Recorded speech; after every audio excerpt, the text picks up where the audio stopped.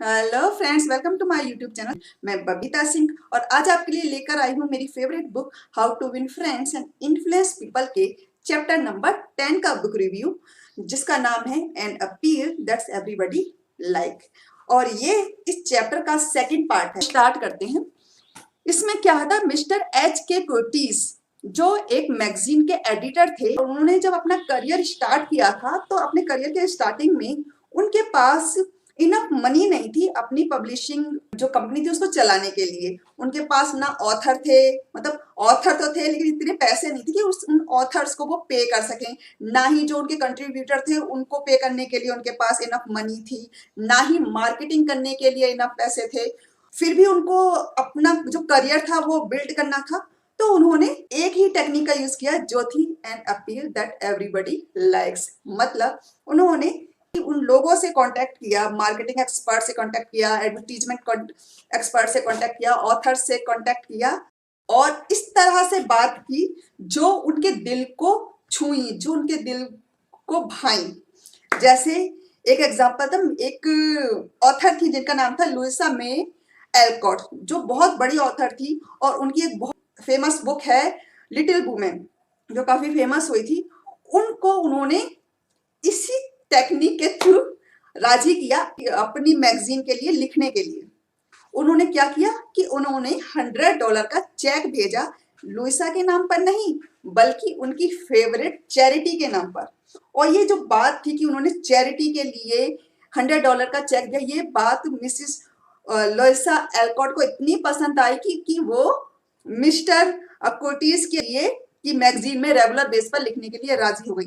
Same method से उन्होंने, मतलब तरीके अलग अलग थे लेकिन चीज वही थी कि उन्होंने इस तरह के तरीके अपनाए कि सामने वाले के दिल को उन्होंने छुआ, दिल को खुश किया, जिसके जरिए बड़े बड़े marketing expert, advertisement expert, contributors उनके साथ काम करने के लिए रेडी हो गए, कम पैसों में भी या बिना पैसों के भी।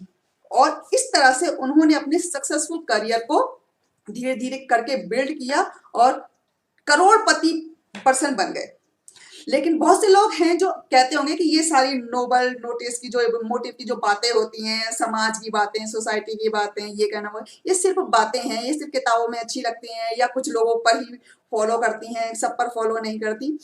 तो मैं आप सबसे यही कहना चाहूंगी कि अगर आपको जो रिजल्ट मिल रहे हैं इस तरह के काम करने से या इस तरह की बातें करने से, अगर वो उनसे आप सेटिस्फाइड हो तो उन्हें कंटिन्यू क्यों नहीं रखते। और अगर आपको रिजल्ट अच्छे नहीं मिल रहे, जिन रिजल्ट से आप सेटिस्फाइड नहीं हो, तो आप कोशिश क्यों नहीं करते, एक बार एक्सपेरिमेंट करके देखिए, क्या पता आपको अच्छे रिजल्ट मिले।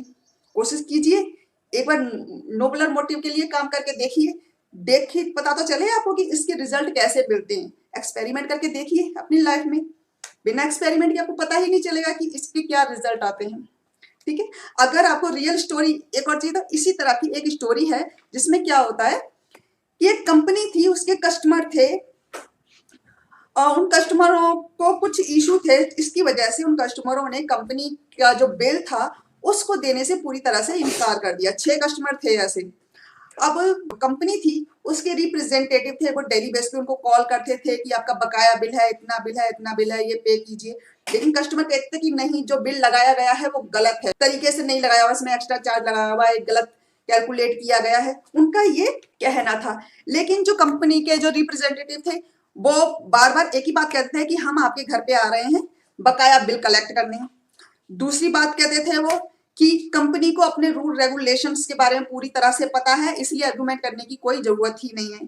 तीसरी बात कहते थे कि कस्टमर से ज्यादा कंपनी अपने नियमों को जानती है, इसलिए कस्टमरों की बात नहीं सुनी जाएगी। और आखिरी में जो इसका रिजल्ट क्या निकलता था कि सारे कस्टमर आर्ग्यूमेंट करते थे कि नहीं, ऐसा हो ही नहीं सकता, इस तरह से हम बिल देंगे नहीं। तब सिचुएशन, फिर जो रिप्रेजेंटेटिव थे और जो कंपनी के मैनेजर वगैरह थे उनके पास कोई चारा नहीं बचा, तो उन्होंने लीगल जो प्रोसेस होता है कंपनी का बिल कलेक्ट करने का, वो प्रोसेस फॉलो करने के बाद की स्टार्टिंग करनी शुरू करने वाले थे। लेकिन लकीली जो उस कंपनी का हेड ऑफ डिपार्टमेंट था उसको इस बारे में पता चला कि ऐसा डिस्प्यूट चल रहा है कंपनी में, ये 6 कस्टमर हैं जो कंपनी के, उन्होंने अपना बिल नहीं दिया है और उन कस्टमरों को इशू है जिनके खिलाफ लीगल नोटिस भेजे जाने वाला है। तो उन्होंने अपनी कंपनी के जो सबसे अच्छे रिप्रेजेंटेटिव थे, जिनका काफी नाम था, जो काफी अच्छी तरह से केसों को हैंडल करते थे, उनको बुलवाया और उनसे कहा कि ये 6 केस हैं कंपनी के, डिफॉल्ट केस, डिफॉल्टर लाइन में आ रहे हैं जो हमें पेमेंट नहीं कर रहे रेगुलर बेस पर। तो इन अकाउंट्स को आप हैंडल कीजिए। लीगल नोटिस भेजने से पहले हम चाहते हैं कि इसको आप अपने हैंड से एक बार सॉल्व करने की कोशिश कीजिए।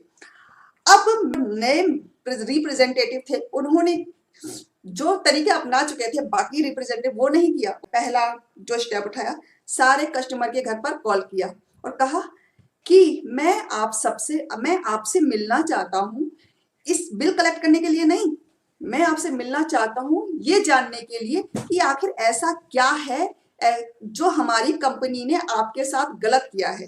मैं इस केस के बारे में सब कुछ जानना चाहता हूँ, आपकी राय जानना चाहता हूँ, आपकी शिकायतें सुनना चाहता हूँ। अगर आपके पास वक्त है तो प्लीज मुझसे बात कीजिए, एक टाइम डिसाइड कर लेते हैं, तब मैं आपकी पूरी बातें सुनने के लिए आपसे पर्सनली मिलना चाहूंगा। फर्स्ट स्टेप, उसने पर्सनली मिला। सेकंड जो स्टेप था उसके मिलने के बाद का, उन्होंने कहा मैंने कंपनी को कह रखा है कि जब तक मैं कस्टमर की पूरी बात नहीं सुन लेता, बात सुनने के बाद ही मैं डिसाइड करूंगा कि उनके जो बिल है उसके बारे में क्या एक्शन लेना चाहिए, नहीं लेना चाहिए। उससे पहले मैं कंपनी को कोई भी जवाब नहीं दूंगा, पहले मैं आपकी बात सुनूंगा।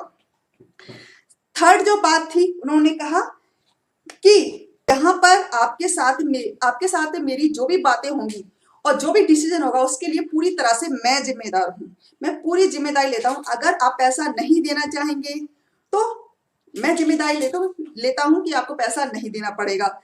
अगर आप देना चाहेंगे तो मैं जिम्मेदारी लेता हूँ कि आप जिस तरह से इसको देना चाहेंगे उस तरह से आपके पैसे लिए जाएंगे। तो जो भी होगा हमारी म्यूचुअल अंडरस्टैंडिंग के अकॉर्डिंग होगा, कंपनी बाद में आपको परेशान नहीं करेगी। और थर्ड स्टेप किया कि उन्होंने कस्टमर बिना कुछ कहे, बिना बिल की बात किए कहा कि अब मैं जानना चाहता हूं कि हमारी कंपनी ने आपके साथ क्या गलत किया, क्या इशू है। उन्हें पूरी सिंपैथी से, पूरे धैर्य से अपने कस्टमर की बात सुनी, सभी कस्टमरों की बात उन्होंने एक एक करके सुनी। तो जब कस्टमरों ने अपनी पूरी बात कह ली, तो कस्टमर थे वो शांत हो गए थे, अपनी पूरी भड़ास थी, गुस्सा था या जो भी था वो कह चुके थे। अब वो सुनने और समझने की कंडीशन में आ गए थे। तब जो रिप्रेजेंटेटिव थे उन्होंने कहा देखिए, मैं मानता हूं आपने जो भी कहा है वो 100% सही है, और मैं ये भी मानता हूं कि हर कस्टमर दिल से चाहता है अपना बिल टाइम से चुकाना, अगर वो सही है तो। अब मैं आपसे एक रिक्वेस्ट करना चाहूंगा, ये आपका बकाया बिल है जो $150 से $400 के बीच में था। कंपनी ने ये बिल मुझे दिया है जो आपका बकाया बिल है। मैं चाहूंगा आप खुद को कंपनी का मालिक समझें, रिप्रेजेंटेटिव समझें। आप अगर कंपनी के मैनेजर होते, रिप्रेजेंटेटिव होते, या कंपनी के हक में या कंपनी के हिसाब से आपको इस बिल को एडजस्ट करना होता, तो आप इस बिल को कैसे एडजस्ट करते? ये समझ लीजिए कि आपके पास अथॉरिटी है इस बिल को एडजस्ट करने की। मैं इस बिल को यही छोड़ के जा रहा हूं, जो भी आप कहेंगे उसको हमारी कंपनी फॉलो करेगी। ये कहकर जो रिप्रेजेंटेटिव थे वो वहां से चले गए। अगले दिन 5 कस्टमरों ने हिसाब से जो भी कंपनी के हित में बेस्ट बिल था वो उन्होंने चुका दिया। जैसे किसी का 150 था, उन्होंने 125 चुकाया या 110 चुकाया, जिसका 400 था उसने 300 चुकाया, 350, 250 जो भी था उन्होंने एडजस्ट करके कि हाँ नहीं ये इतना कंपनी के लिए सही है, इतना गलत किया है, उस हिसाब से उन्होंने 5 कस्टमर ने ढंग से बिल चुका दिया। सिर्फ एक कस्टमर थे जिसने 1 रुपया भी नहीं दिया। अब ऐसा होता है कि हर चीज हर इंसान के ऊपर फॉलो नहीं करती, कि आपको ऐसे लोग भी मिलेंगे क्योंकि करोड़ों की जनसंख्या है, करोड़ों के लोग हैं, हर माइंडसेट का इंसान है। तो ये भी होता है कि 5%, 10%, 15% पीपल ऐसे हों जो आपकी बात से प्रेरित ना हो। इसका मतलब ये नहीं कि जो बात है, जो मोटिव है, जो उस बात के पीछे सच्चाई है वो गलत है।